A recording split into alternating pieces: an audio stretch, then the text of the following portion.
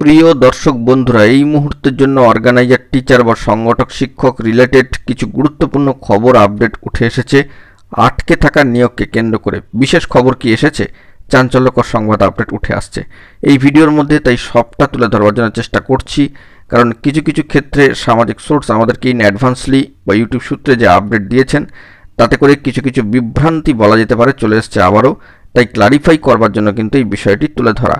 বন্ধুরা, আপনাদেরকে আবারও জানিয়ে রাখছি, আমরা কিন্তু অর্গানাইজার টিচারদের ভিডিও শুধুমাত্র ভিউজের জন্য করে থাকি না, আপনাদেরকে সঠিক ইনফরমেশানটি এবং অথেন্টিক খবরটি প্রোভাইড করার জন্য। এবং যে সমস্ত বিভ্রান্তিকর তথ্য চলে আসছে, সামাজিক সোর্স যে সমস্ত তথ্য আমাদেরকে দিয়ে থাকেন সেগুলো একটু রেকটিফাই করে আপনাদেরকে যাবতীয় তথ্যাদি পরিবেশন করে থাকে, সেই অর্থে কিন্তু ভিডিওটা ক্রিয়েট করা।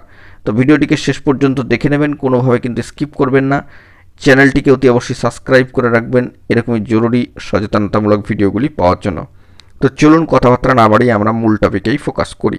বন্ধুরা, অর্গানাইজার, টিচার বা সংগঠক শিক্ষক রিলেটেড খবর আপডেট মাস শুরুতেই আছে কিনা এবং আটকে থাকা নিয়োগ প্রক্রিয়াকে কেন্দ্র করে বিশেষ খবর এসেছে কিনা, অর্থাৎ বলা যেতে পারে বিশেষ 2টি বা 3টি এরকম কোনো খবর আছে কিনা, এই মর্মে কিন্তু প্রার্থীরা বারংবার আমাদের কাছে কিছুক্ষণ আগের সময় থেকে কিন্তু বার্তা দিয়ে জানতে চাইছেন।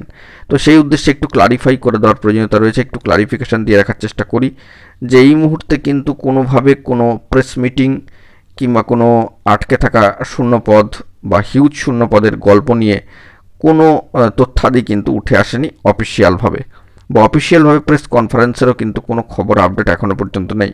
এ বিষয়ে বিভ্রান্তিকর তথ্য চলে আসছে, সামাজিক সোর্স এ বিষয়ে আমাদেরকে তথ্য দিয়েছিলেন ইন অ্যাডভান্সলি ইউটিউব সূত্রে। তবে আমরা জানিয়ে রাখি যে এই তথ্যের কিন্তু বাস্তবিক কোনো সারবত্তা নেই। আমরা একটু খোঁজ খবর নিয়ে দেখলাম, যদি চূড়ান্ত কিছু শূন্যপদ থাকে সেগুলো কিন্তু এখনও পর্যন্ত সামনে আসেনি নোটিফিকেশান আকারে কিংবা গেজেট প্রকাশের মধ্যে দিয়ে কিংবা নোটিফিকেশান বিজ্ঞপ্তি দিয়ে নতুনভাবে।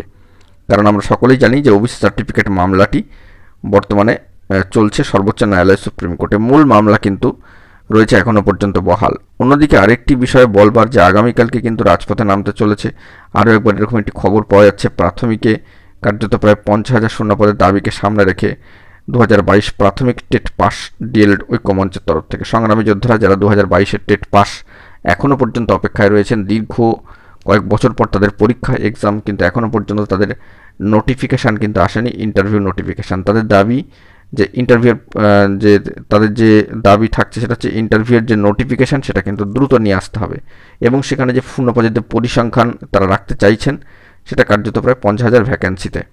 তো সেই খবরের সাথে তালগোল পাকিয়ে যাচ্ছে অর্গানাইজার, টিচার বা সংগঠক শিক্ষকদের খবর আপডেট। বিষয়টিকে একটু মাথায় রাখবেন, খেয়াল করবেন, সচেতন থাকবেন, চোখ কান খোলা রাখবেন।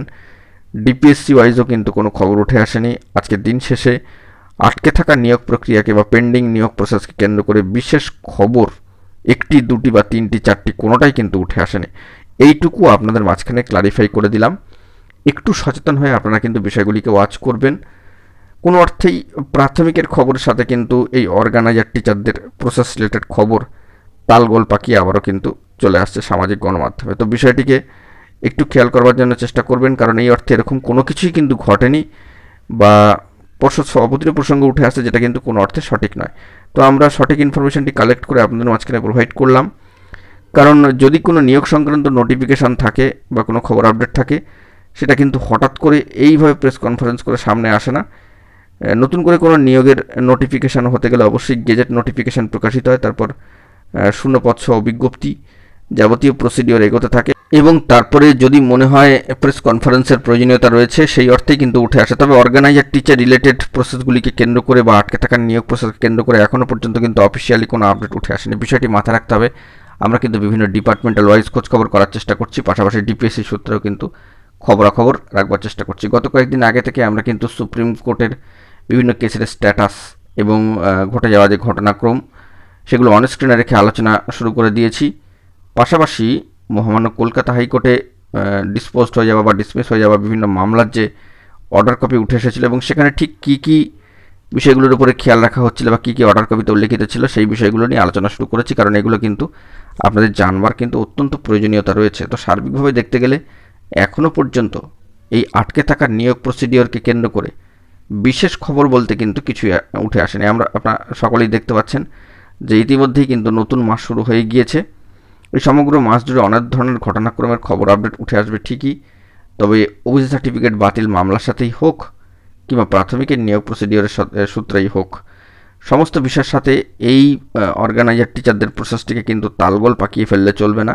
এটা কিন্তু কোনো অর্থেই কাম্য নয়, কারণ এই প্রসেসটা সম্পূর্ণ ভিন্ন একটা প্রসেস। তো অনেক পুরনো যে মামলার যে বিষয়গুলি রয়েছে সেগুলোও আমরা খোঁজখবর করে হাতে পেয়েছি, সেগুলোও কিন্তু অন স্ক্রিনে রেখে আমরা আলোচনা শুরু করব একটু একটু করে।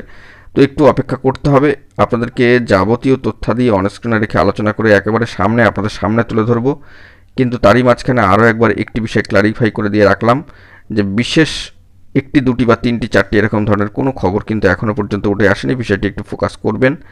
এই আটকে থাকা পেন্ডিং নিয়োগ প্রসেস কেন্দ্র করে 2018-19-এর সময়কাল থেকে বিভিন্ন ধরনের বার্তাও উঠে এসেছিল, সেইগুলো আপনাদের মাঝখানে ধাপে ধাপে আপনাদেরকে তুলে ধরেছি।